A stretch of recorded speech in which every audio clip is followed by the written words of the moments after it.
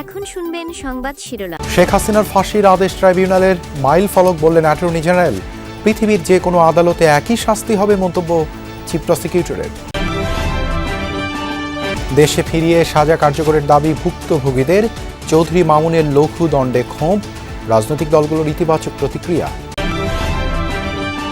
জুলাই গণহত্যার রায়কে ঐতিহাসিক বলছে সরকার। শেখ হাসিনাকে ফেরাতে নতুন করে কূটনৈতিক উদ্যোগ।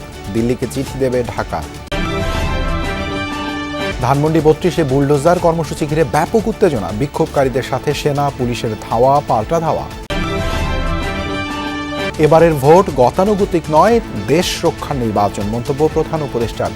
জেলা প্রশাসকদের শতভাগ নিরপেক্ষভাবে কাজের নির্দেশ। আসসালামু আলাইকুম। এতক্ষণ দেখছিলেন সংবাদ শিরোনাম, এখন দেখবেন বিস্তারিত।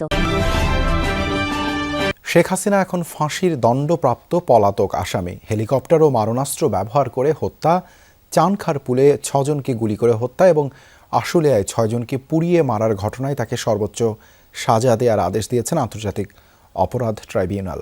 দুপুরে টেলিভিশন সহ সামাজিক মাধ্যমে সরাসরি সম্প্রচার করা হয় আদালতের রায়।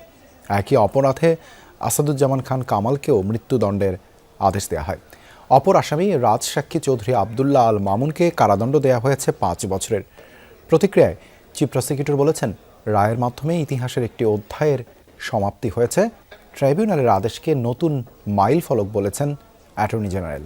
বেলা 12:30টার দিকে ট্রাইব্যুনাল 1-এর চেয়ারম্যান বিচারপতি মোহাম্মদ গোলাম মুর্তজা মজুমদারের নেতৃত্বে এজলাসে প্রবেশ করেন ৩ বিচারপতি। জনাকীর্ণ ট্রাইব্যুনালে তখন পিনপতন নীরবতা।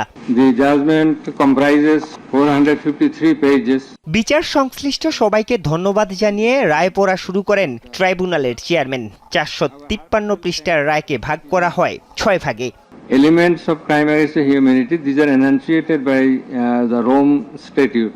রায়ে 5 অভিযোগের নানা তথ্য উপাত্ত, গণ অভ্যুত্থানের পর প্রকাশ হওয়া বিভিন্ন অডিও ভিডিও, জাতিসংঘের রিপোর্ট উল্লেখ করা হয়। About the telephonic conversations of accused Sheikh Hasina. আন্দোলন দমনে শেখ হাসিনার সাথে ঢাকা বিশ্ববিদ্যালয়ের সাবেক ভিসি মাকসুদ কামাল, ঢাকা দক্ষিণের তখনকার মেয়র ফজলে নূর তাপস আর হাসানুল হক ইনুর সাথে ফোনালাপের বিবরণ তুলে ধরা হয়। বিচারক বলেন, এসব ভিডিও ফুটেজ ও ফোনালাপের সত্যতা প্রমাণিত। We have decided to inflict her with only one sentence, that is sentence of death. দীর্ঘ অপেক্ষার অবসান। শেখ হাসিনার চূড়ান্ত সাজার রায় অন্তত কানে শুনতে পেরে বুক হালকা হয়েছে জুলাই শহীদদের পরিবার ও আহতদের। রায় ঘোষণার পর এজলাস আর ট্রাইব্যুনাল চত্বরে হয় আবেগঘন পরিবেশ তৈরি। তারা এই রায়ের বাস্তবায়ন চান অতি দ্রুত। শেখ হাসিনাকে দেশে ফিরিয়ে এনে ফাঁসি কার্যকরের দাবি জানিয়েছেন শহীদদের স্বজনরা। তবে রাজসাক্ষী চৌধুরী আবদুল্লাহ আল মামুনের লঘু দণ্ডে ক্ষোভ জানিয়েছেন তারা। We have decided to inflict her with only one sentence, that is sentence of death. এই চোখের পানি জমা ছিল 14টি মাস। বুকে জমা পাথর যেন কিছুটা হালকা হলো এই রায়ে, শেখ হাসিনার ফাঁসির আদেশ শুনে। জুলাইয়ে আহত এবং শহীদ পরিবার ছাড়াও এজলাসে চোখ ভিজে ওঠে অনেকের। শেখ হাসিনার রায় নিয়ে সন্তুষ্টি প্রকাশ করলেও আবদুল্লাহ আল মামুনের সাজা কমানোয় সংক্ষুব্ধ শহীদ পরিবারগুলো। খুনি শেখ হাসিনা এবং সাবেক খুনি স্বরাষ্ট্রমন্ত্রীর যেই রায়টি এসেছে সেটির সাথে আমরা একমত পোষণ করছি। মানবতা বিরোধী অপরাধের দায়ে সাবেক প্রধানমন্ত্রী শেখ হাসিনা এবং সাবেক স্বরাষ্ট্রমন্ত্রী আসাদুজ্জামান খান কামালের মৃত্যুদণ্ড জবাবদিহিতার উজ্জ্বল দৃষ্টান্ত স্থাপন করেছে বিবৃতিতে জানিয়েছেন ডক্টর মোহাম্মদ ইউনূস।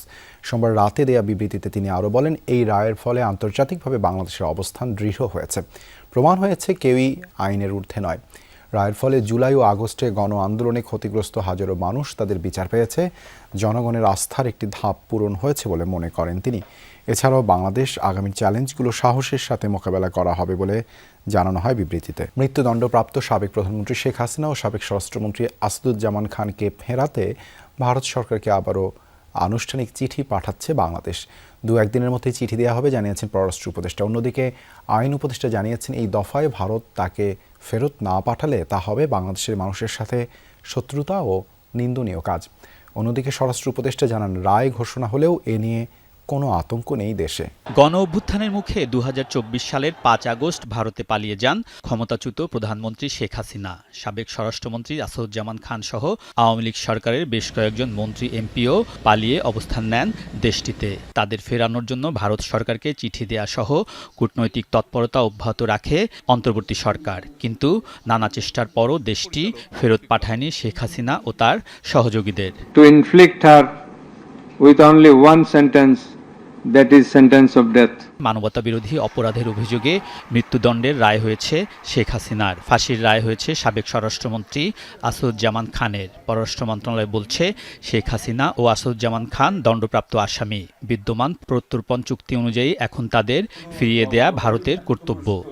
তাকে ফেরত আনতে হবে, যেহেতু শাস্তি দিয়েছে কোর্ট, এবং সেজন্য আমরা ভারতকে অফিসিয়ালি জানাবো। দুইজনকে শাস্তি দেওয়া হয়েছে, আমি যখন তাদেরকে ফেরত যাবো, তাদের দুজনকে আমার ফেরত চাইতে হবে। আমার যে কলিগ যাচ্ছেন তার যে এজেন্ডা, তার মধ্যে আমি হস্তক্ষেপ করতে চাই না। মানবতা বিরোধী অপরাধের দোষী সাব্যস্ত বাংলাদেশের সাবেক প্রধানমন্ত্রী শেখ হাসিনাকে মৃত্যুদণ্ডের যে রায় দিয়েছে আন্তর্জাতিক অপরাধ ট্রাইব্যুনাল, সেটি লক্ষ্য রেখেছে ভারত।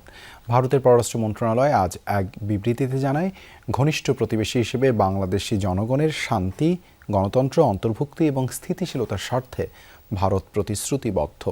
বিবৃতিতে আরও বলা হয়, বাংলাদেশে স্থিতিশীলতা নিশ্চিত করার লক্ষ্য নিয়ে দেশটির সব অংশীজনের সঙ্গে গঠনমূলকভাবে কাজ করার ধারাবাহিকতা বজায় রাখবে ভারত। রাজধানীর ধানমন্ডি 32 নম্বরে আইন শৃঙ্খলা বাহিনীর সাথে শিক্ষার্থী জনতার ধাওয়া পাল্টা ধাওয়ার পর ধানমন্ডি 32 নম্বরে বঙ্গবন্ধুর বাড়ি ধুলোয় মিশিয়ে খেলার মাঠ বানাতে ছাত্র জনতার বুলডোজার কর্মসূচি নিয়ে উত্তেজনা চলেছে দিনভর। এক্সকাভেটর নিয়ে ভেতরে প্রবেশের চেষ্টা করলে লাঠিপেটা করেন আইন শৃঙ্খলা বাহিনী।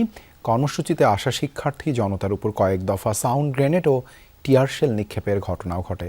ধাওয়া পাল্টা ধাওয়ার ঘটনায় পুলিশ সদস্য সহ আহত হন বেশ কয়েকজন বিক্ষোভকারীও। গণ অভ্যুত্থানের পর ভেঙে ফেলা বঙ্গবন্ধু শেখ মুজিবুর রহমানের বাড়িটি ফের ভাঙ্গার ঘোষণায় সোমবার সকাল থেকে ধানমন্ডি 32 নম্বর ঘিরে আইনশৃঙ্খলা বাহিনীর ব্যাপক তৎপরতা। পাশাপাশি দুটি ভবন যেন কঙ্কাল হয়ে দাঁড়িয়ে আছে। সেখানেই খেলার মাঠ বানাতে বুলডোজার কর্মসূচি দেয় ঢাকা কলেজের শিক্ষার্থীরা। দুপুর 12টার দিকে দুটি এক্সাভেটর নিয়ে 32 নম্বর সড়কের সামনে আসে শিক্ষার্থী জনতা। তাতে যোগ দেয় আশেপাশের বিভিন্ন প্রতিষ্ঠানের শিক্ষার্থীরাও। শেখ হাসিনা কোনো আস্তানায় এ বাংলাদেশে রাখতে দেব না, আমরা 32 ঘুরিয়ে দিব। তারা ককটেল বিস্ফোরণ ছাড়া দেশের ভিতরে বিভিন্ন বিশৃঙ্খলা সৃষ্টি করতেছে। আজকে তাদের এই আস্তানা একবার নিশ্চিহ্ন করে দেওয়ার জন্য আমরা এখানে আসছি। আমরা তাদের বাসভবন পুরাই দিব বুলডোজার দিয়ে। তাদের বাধা দেয় আইনশৃঙ্খলা বাহিনী। পুলিশের এপিসি দিয়ে সড়কের প্রবেশমুখ আটকে দেওয়া হয় 3 স্তরের বেষ্টনী। ঘণ্টাখানেকের চেষ্টায় তা ভেঙে ভেতরে প্রবেশ করে বিক্ষুব্ধরা। আগামী জাতীয় সংসদ নির্বাচন ও গণভোটে শতভাগ সততা, নিরপেক্ষতা ও নিষ্ঠার সাথে দায়িত্ব পালনে জেলা প্রশাসকদের নির্দেশ দিয়েছেন প্রধান উপদেষ্টা ডক্টর মোহাম্মদ ইউনূস। বলেন, এবারের নির্বাচন গতানুগতিক কোনো নির্বাচন নয়, বরং এটি দেশ রক্ষার নির্বাচন। সকালে 64 জেলার প্রশাসকদের সঙ্গে বৈঠক এসব কথা বলেন প্রধান উপদেষ্টা। ডক্টর ইউনূস বলেন, আগামী নির্বাচন শুধু 5 বছরের সরকার গঠনের জন্য নয়, গণভোট যুক্ত হওয়ায় এটি অনেক বেশি তাৎপর্যপূর্ণ। আজকে এই সুযোগটা দেওয়ার জন্য প্রথমে ক্যাবিনেট সচিব প্রধান উপদেষ্টার কার্যালয়ে সদ্য প্রদানকৃত 50 জেলা প্রশাসক সহ 64 জেলার প্রশাসকদের বৈঠক অনুষ্ঠানের প্রধান অতিথি প্রধান উপদেষ্টা ডক্টর মোহাম্মদ ইউনূস।